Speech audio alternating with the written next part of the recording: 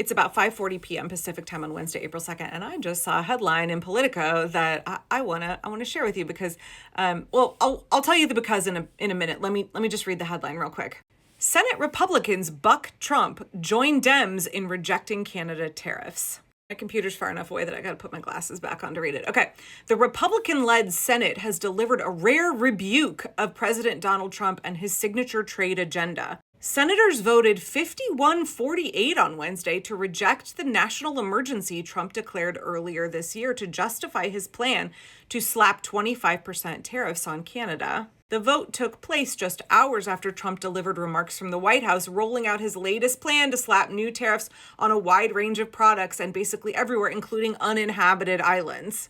This is big news, y'all. I have said every instance where Republicans are brave enough, courageous enough to peel off from the United MAGA front and to vote on behalf of their constituents, the economy, the Constitution, democracy, any of those things, that is a good thing and we need to be praising them. We need to celebrate any fractures in the MAGA wall. And we need to do whatever we can to cause those fractures to grow wider and wider. We need Republicans in the House and the Congress to peel off from Trump, to grow a spine, and to vote on behalf of democracy instead of the fascist agenda they have been supporting up until now. So 4 senators, Susan Collins, Mitch McConnell, Lisa Murkowsky, and Rand Paul, joined all of the Democrats in backing a resolution from Senator Tim Kaine that would end the national emergency. Rand Paul of Kentucky co-sponsored the measure. This is a bipartisan effort. A bill sponsored by a Democrat and a Republican,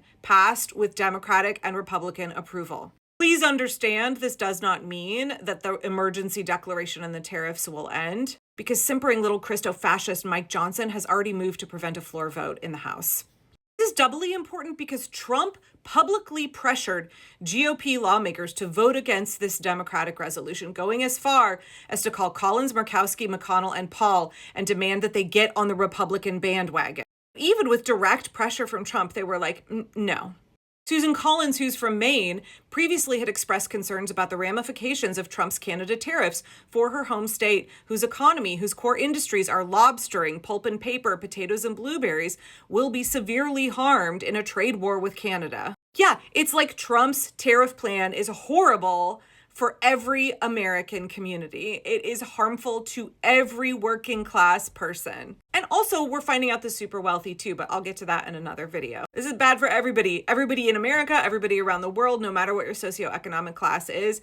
Trump's new tariff plan on top of his Canada tariff plan and Mexico tariff plan, devastating for the global economy. If we see any Republicans making any move, no matter how small, to pull away from the united fascist Trump agenda and to vote their conscience, to vote for their constituents, to vote for the rule of law, we need to reward them. So give any of those 4 senators a call and let them know that you are glad to see this from them and you want more resistance. You want them to prioritize the economies of their state more, because what Trump is doing will be even more devastating for the economy of every state in America than what he has already rolled out thus far. Okay, so obviously go read the whole article on Politico. It just came out like 40 minutes ago, but it ends with a little quote here from Senate Majority Leader John Thune.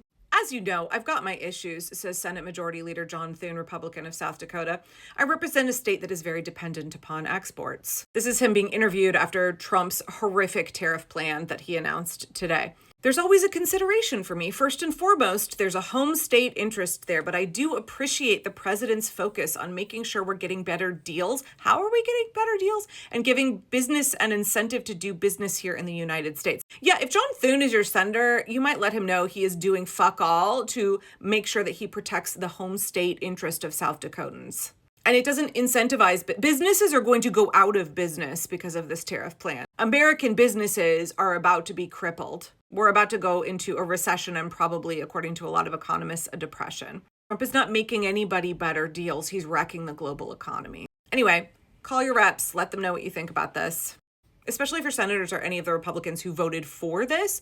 And if there are Republicans who did not bother to vote for this, let them know that you think Collins, Murkowsky, Mitch McConnell, and Rand Paul are all doing the right thing here, and that you would love to see more resistance against Trump's terrible plans that are wrecking the economy.